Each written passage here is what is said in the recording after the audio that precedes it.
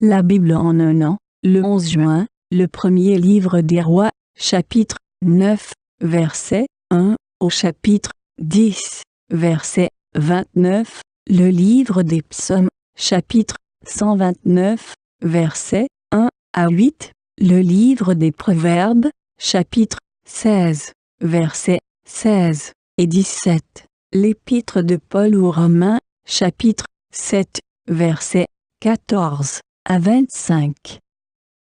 Le premier livre des rois, chapitre 9. Lorsque Salomon eut fini de construire la maison de l'Éternel, le palais royal et tout ce qu'il avait désiré faire, l'Éternel lui apparut une deuxième fois, comme il lui était apparu à Gabaon. L'Éternel lui dit, « J'exauce la prière et la supplication que tu m'as adressée. Je consacre cette maison que tu as construite pour établir éternellement mon nom. Et j'y aurai toujours mes yeux et mon cœur.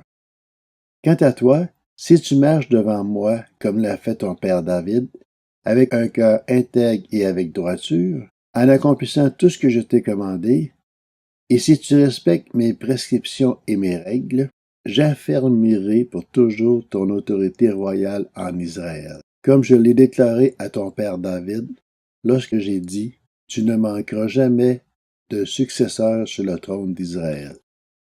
Si en revanche, vous vous détournez de moi, vous et vos descendants, si vous ne respectez pas les commandements et les prescriptions que je vous ai donnés, mais que vous allez servir d'autres dieux et vous prosterner devant eux, j'éliminerai Israël du territoire que je lui ai donné. Je rejetterai loin de moi la maison que j'ai consacrée en l'honneur de mon nom, et Israël sera un sujet de proverbes et de railleries parmi tous les peuples. Si important qu'ait été ce temple, toute personne qui passerait près de lui sera dans l'étonnement et sifflera. On dira, pourquoi l'Éternel a-t-il traité de cette manière ce pays et ce temple? Et l'on répondra, c'est parce qu'ils ont abandonné l'Éternel, leur Dieu, qu'il avait fait sortir leurs ancêtres d'Égypte, parce qu'ils se sont attachés à d'autres dieux, se sont prosternés devant eux et les ont servis. Voilà pourquoi l'Éternel a fait venir tous ces malheurs sur eux. Au bout de 20 ans, Salomon avait construit les deux maisons, la maison de l'Éternel et le palais royal. Alors, comme Hiram, le roi de Tyr, lui avait fourni autant de bois de cèdre et de cyprès, ainsi que d'or, qu'il avait voulu, le roi Salomon lui donna 20 villes situées en Galilée. Hiram sortit de Tyr pour voir les villes qu'il lui donnait Salomon, mais elles ne lui plurent pas. Il dit, « Quelle ville m'as-tu donnée là, mon frère? » Et il les appela pays de Kabyl, nom qu'elles ont conservé jusqu'à aujourd'hui. Hiram avait envoyé au roi plus de 3,5 tonnes d'or. Voici ce qui concerne les hommes de corvée que le roi Salomon enrôla pour construire la maison de l'Éternel et sa propre maison, ainsi que Milo, la muraille de Jérusalem, Hatsar, Megiddo et Gézé. Le pharaon, le roi d'Égypte, était venu s'emparer de la ville de Gézé, l'avait incendiée et avait tué les Cananéens qui y habitaient, puis il l'avait donnée pour dot à sa fille, la femme de Salomon. Salomon reconstruisit alors Gézé, Bétharon la base, Baalat et Tadmor, dans les régions désertiques du pays. Il construisit aussi toutes les villes qui lui servaient d'entrepôt, les villes destinées à accueillir les chars, celles réservées à la cavalerie, ainsi que tout ce qui lui plut de construire à Jérusalem, au Liban et sur tout le territoire dont il était le souverain. Il y avait toute une population issue des Amoréens, des Hittites, des Phérésiens, des Éviens et des Jébusiens, qui avaient survécu et qui ne faisaient pas partie des Israélites. Leurs descendants étaient restés après eux dans le pays, parce que les Israélites n'avaient pu les vouer à la destruction. Salomon les enrôla comme esclaves pour la corvée, statut qui leur est resté jusqu'à aujourd'hui. En revanche, Salomon n'employa pas les Israélites comme esclaves. Ils étaient des hommes de guerre, ses serviteurs, ses chefs, ses écuyers, les commandements de ses chars et de sa cavalerie. Les chefs des officiers désignés comme responsables des travaux pour Salomon étaient au nombre de 550. Ils avaient autorité sur les ouvriers. La fille du Pharaon monta de la ville de David jusque dans sa propre maison, celle que Salomon lui avait construite. Ce fut alors qu'il construisit Milo.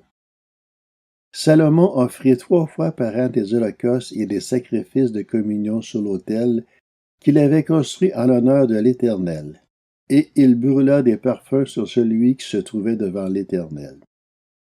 C'est ainsi que le temple fut terminé. Le roi Salomon construisit des bateaux à Esjon-Gébé, près d'Élat, sur les bords de la mer des Roseaux, dans le pays d'Édom. Hiram envoya sur ces bateaux, aux côtés des serviteurs de Salomon, ses propres serviteurs, des marins expérimentés. Ils allèrent à Arphi et en rapportèrent près de 13 tonnes d'or qu'ils remirent au roi Salomon. Le premier livre des rois, chapitre 10.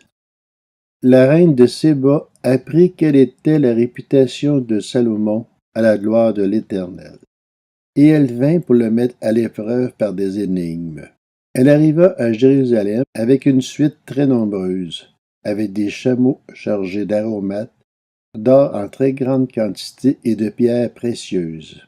Elle se rendit auprès de Salomon et lui exposa toutes ses réflexions. Salomon répondit à toutes ses questions. Il n'y eut aucun mystère pour le roi. Il lui expliqua tout. La reine de Séba vit toute la sagesse de Salomon, le palais qu'il avait construit, les plats servis à sa table, les lieux d'habitation de ses serviteurs, les fonctions et les tenues de ceux qui le servaient, ses responsables des boissons ainsi que les holocaustes qu'il offrait dans la maison de l'Éternel. Elle en eut le souffle coupé et dit au roi, « C'est donc vrai, ce que j'ai appris dans mon pays au sujet de ta situation et de ta sagesse. Je ne le croyais pas avant de venir et de le voir de mes yeux. Et l'on ne m'en avait même pas raconté la moitié. Tu as plus de sagesse et de prospérité que je ne l'avais appris par la rumeur. Heureux tes hommes, heureux tes serviteurs, puisqu'ils sont constamment devant toi et peuvent bénéficier de ta sagesse. Béni soit l'Éternel, ton Dieu, qui t'a choisi pour te placer sur le trône d'Israël. C'est parce que l'Éternel aime éternellement Israël, qui t'a établi roi pour que tu exerces le droit et la justice. Elle donna au roi plus de 3,5 tonnes d'or, une très grande quantité d'aromates et de pierres précieuses. Il ne vit plus autant d'aromates que la reine de Séba en donna au roi Salomon. Les bateaux d'Hiram, qui rapportèrent de l'or d'Ophir, ramenèrent aussi une grande quantité de bois de santal et des pierres précieuses. Avec ce bois de santal, le roi fit des balustrades pour la maison de l'Éternel et pour le palais royal, ainsi que des harpes et des luttes pour les musiciens. Il ne vit plus de ce bois de santal, et l'on n'en a plus vu jusqu'à aujourd'hui. Le roi Salomon donna à la reine de Séba tout ce qu'elle désira, ce qu'elle demanda. Il lui fit en outre des cadeaux dignes d'un roi tel que lui. Puis elle repartit et rentra dans son pays avec ses serviteurs. Le poids de l'or qui arrivait chez Salomon chaque année était de près de 20 tonnes. En plus de ce qu'il retirait des négociations et du trafic commercial, ainsi que de tous les rois d'Arabie et des gouverneurs du pays. Le roi Salomon fit 200 grands boucliers en or battu, pour chacun desquels il employa 7 kilos d'or, et 300 autres boucliers en or battu, pour chacun desquels il employa près de 2 kilos d'or. Il les plaça dans la maison de la forêt du Liban. Le roi fit aussi un grand trône en ivoire, et il le couvrit d'or pur. Ce trône avait 6 marches, et son dossier était arrondi par derrière. Il y avait des bras de chaque côté du siège, 2 lions se trouvaient près des bras, et 12 lions sur les 6 marches de chaque côté. On n'a rien fait de pareil pour aucun royaume. Toutes les coupes du roi Salomon étaient en or, et toute la vaisselle de la maison de la forêt du Liban était en or pur. Rien n'était en argent. On n'en faisait aucun cas à l'époque de Salomon. En effet, le roi avait des bateaux long courriers en mer avec ceux d'Hiram. Tous les 3 ans, les bateaux long courriers arrivaient, chargés d'or, d'argent, d'ivoire, de singes et de pain. Le roi Salomon dépassa tous les rois de la terre par ses richesses et sa sagesse. Tout le monde cherchait à le voir pour bénéficier de la sagesse que Dieu lui avait donnée. Et chacun apportait son cadeau, des objets en argent et en or, des habits, des armes, des aromates, des chevaux et des mulets. Cela se passait de cette manière chaque année. Salomon réunit des chars et de la cavalerie. Il avait 1400 chars et 12 000 cavaliers, qu'il plaça dans les villes où il gardait ses chars et à Jérusalem près de lui. Le roi rendit l'argent aussi commun à Jérusalem que les pierres, et les cèdres aussi nombreux que les sycomores qui poussent dans la plaine. C'était en Égypte que Salomon achetait ses chevaux. Une caravane de marchands du roi allait les chercher par groupe à un prix fixe. Il fallait 600 pièces d'argent pour faire venir un char d'Égypte et 150 pièces pour un cheval. Ils en ramenaient de même pour tous les rois des Hittites et pour les rois de Syrie. Le livre des Psaumes, chapitre 129, Chant des montées. On m'a souvent combattu depuis ma jeunesse, qu'Israël le dise. On m'a souvent combattu depuis ma jeunesse, mais on ne m'a pas vaincu. Des laboureurs ont labouré mon dos, ils y ont tracé de longs sillons. L'Éternel est juste, il a coupé les cordes de ces méchants. Qu'ils soient couverts de honte et qu'ils reculent tous ceux qui détestent Sion. Qu'ils soient comme l'herbe des toits qui sèche avant qu'on l'arrache. Le moissonneur n'en remplit pas sa main, celui qui lie les gerbes n'en fait pas une brassée, et les passants ne disent pas que la bénédiction de l'Éternel soit sur vous. Nous vous bénissons au nom de l'Éternel. Le livre des Proverbes, chapitre 16. Acquérir la sagesse vaut bien mieux que l'or. Acquérir l'intelligence est préférable à l'argent.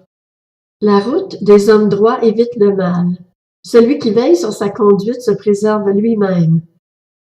L'Épître aux Romains, chapitre 7. Nous savons, en effet, que la loi est spirituelle, mais moi, je suis marqué par ma nature, vendu au péché. Je ne comprends pas ce que je fais. Je ne fais pas ce que je veux, et je fais ce que je déteste. Or, si je fais ce que je ne veux pas, je reconnais par là que la loi est bonne. En réalité, ce n'est plus moi qui agis ainsi, mais le péché qui habite en moi. En effet, je sais que le bien n'habite pas en moi, c'est-à-dire dans ma nature propre. J'ai la volonté de faire le bien, mais je ne parviens pas à l'accomplir. En effet, je ne fais pas le bien que je veux, mais je fais au contraire le mal que je ne veux pas. Or, si je fais ce que je ne veux pas, ce n'est plus moi qui le fais, mais le péché qui habite en moi. Je découvre donc cette loi. Alors que je veux faire le bien, c'est le mal qui est à ma portée. En effet, je prends plaisir à la loi de Dieu dans mon être intérieur, mais je constate qu'il y a dans mes membres une autre loi. Elle lutte contre la loi de mon intelligence et me rend prisonnier de la loi du péché qui est dans mes membres. Malheureux être humain que je suis, qui me délivrera de ce corps de mort? J'en remercie Dieu. C'est possible par Jésus-Christ notre Seigneur. Ainsi donc, par mon intelligence, je suis esclave de la loi de Dieu, mais par ma nature propre, je suis esclave de la loi du péché.